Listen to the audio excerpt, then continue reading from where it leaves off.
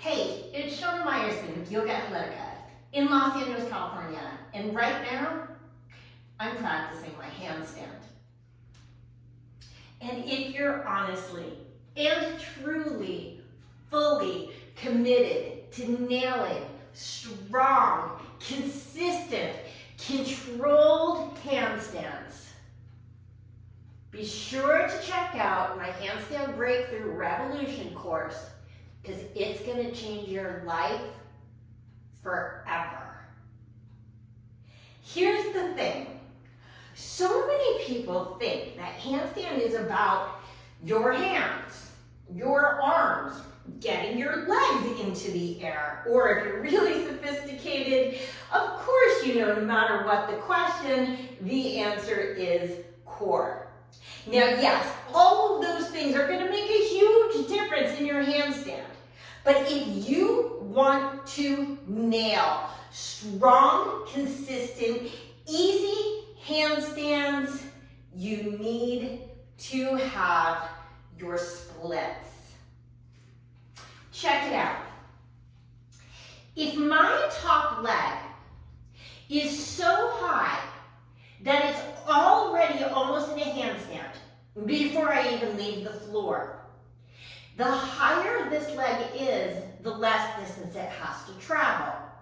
The less distance it has to travel, the less momentum needs to go into getting off the floor. The less momentum, the more control, the more control, the more balance.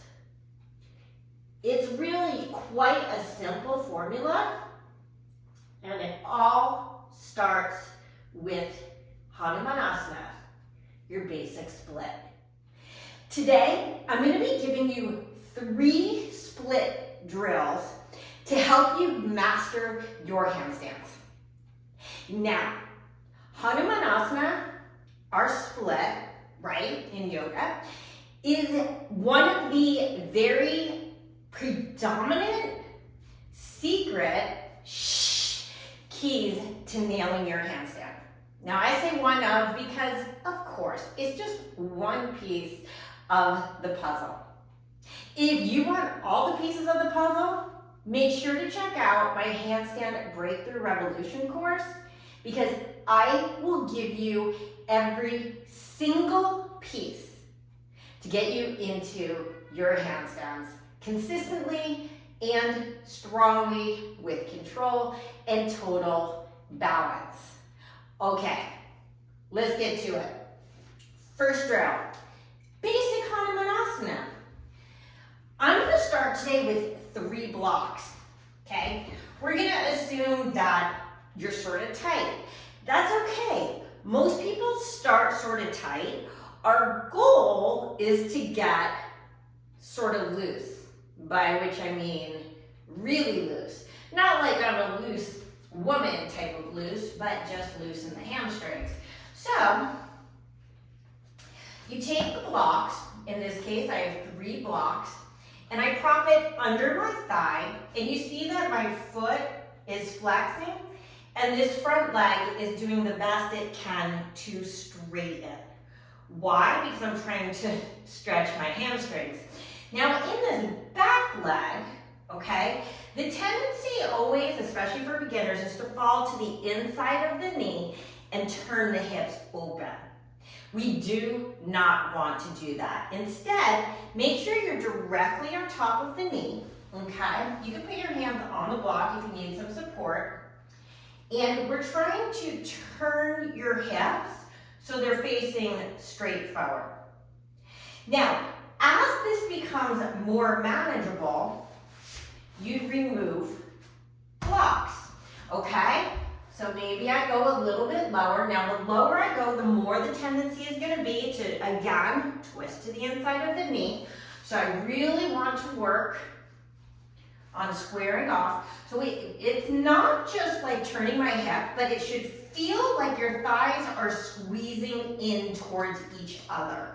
And notice my foot is flexing, not pointing. This is not gymnastics. Gymnastics is aesthetic, and here's what happens. When you point, you can test this out. it actually shortens the back of your leg because it engages the muscle. When you flex, it lengthens. We're looking for length. This is what's called a stretch, okay? Maybe I go a little bit lower, okay? And if it turns out that you can't handle this low, but that's too high, you could go on like a medium block. And notice I have it on the skinny direction, okay? And then, of course, one day you are on the floor. Now, can you see how this is going to translate into the height that I need with that top leg for my handstand? Let's look at the difference. So let's say I'm very tight and this is about the highest split that I can get. The only way I'm going to be able to get this leg up into the air is by kicking really hard. In fact, I would have to kick so hard that even though I've got the skills to hold a handstand, most likely it's going to flip me right over because I have no spread with my legs. The bottom leg is this close to my top leg, and therefore instead of moving just one leg that's already up and pulling with muscles, I have to take momentum and lift both of these very heavy legs all the way up into the air, while one is weighing down the other and trying desperately not to let it leave the floor because it's almost like they're connected in space. But if my leg is high, then this is no longer encumbering the lift off the floor. Right, in fact, I could go into quite a big split and still be in balance. So, asana, which is your split on the floor, your basic split, is something you should be practicing every single day if you are serious about your handstands. Now, don't judge it by how deep you are in the pose. I don't care how deep you are in the pose. It gets deeper the more you practice it.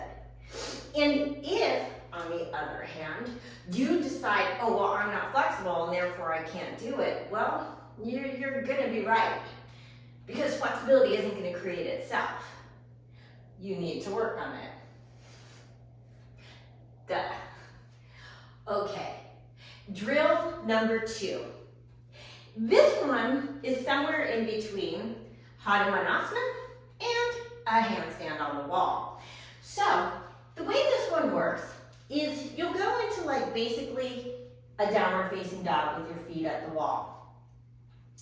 Take one leg as high up the wall as it will go. Now notice that I bent my knee to get it up there, okay? So I put my foot up. If this is already too intense, just go further away and lift up. I just want you to see what's the highest you could get this top leg. Now, from here, I walk my hands in a bunch and see if I can move that top foot higher. And I'm just going to continue this process. I walk my hands in and I go higher. Don't worry where you are in the process. You're going to start feeling this very quickly in your bottom hamstrings. I walk in. Now, in order for me to get this leg to continue to go higher, now my bottom leg is going to have to start hopping in too. Okay, so I walk in. Now for me, because I have a full split, I'm going to just go ahead and walk all the way in. And notice that if I just flex, see, so this is a point, this is a flex. If I just flex this bottom leg, or foot I should say, my foot comes off the floor. Eventually, you'll be able to leave crotch prints all over your wall. Who doesn't want crotch prints all over your wall? To come out, don't just like twist out of this one. That's not great for your body. Just tuck your top toes again so you've got a little bit of leverage. Walk your hips forward just like you're coming into a dog. And step out. And if you want to level up, you can take that back into your split. Drill number 3. Very simply, standing split. How does a standing split work? Now on this standing split, I'm going to do it as like a standing split as prep for handstand.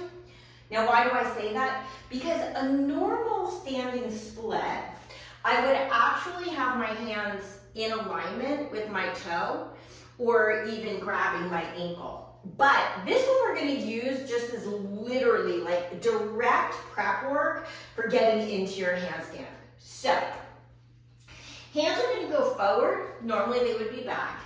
And all I do is lift my top leg and then see how high you can come on your standing foot while simultaneously stretching your top leg up into the air.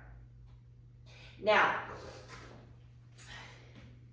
you didn't hear this from me, but I'm going to encourage you to go ahead and open your hip on this left.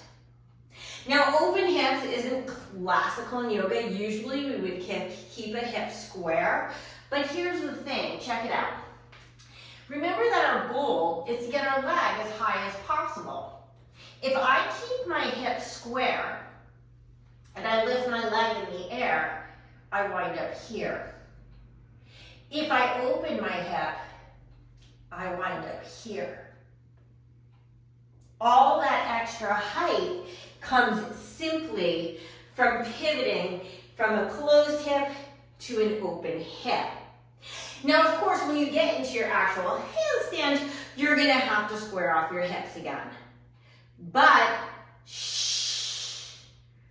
opening the hip to start is going to make a huge difference for you. Now, why do I like working on the standing split? Because it takes all the work of the floor and the wall, but it takes out the counter pressure, right? Because gravity is helping you a lot when you're on the floor. Pressing against the wall gives you basically physiological feedback, pushback to help you go deeper. But when you practice your standing splits in the middle of the room, honestly, you are practicing your handstands. Plain and simple. So just to reiterate, it's hands down, standing split, hip open, leg is high. Okay, the higher the leg, the less distance I have to travel. The less distance, the less momentum. The less momentum, the more control. The more control, the more balance. And balance is exactly what we're looking for. I'm Shana Meyerson with YOGAthletica in Los Angeles, California. Wishing you an awesome day and awesome handstands. Namaste.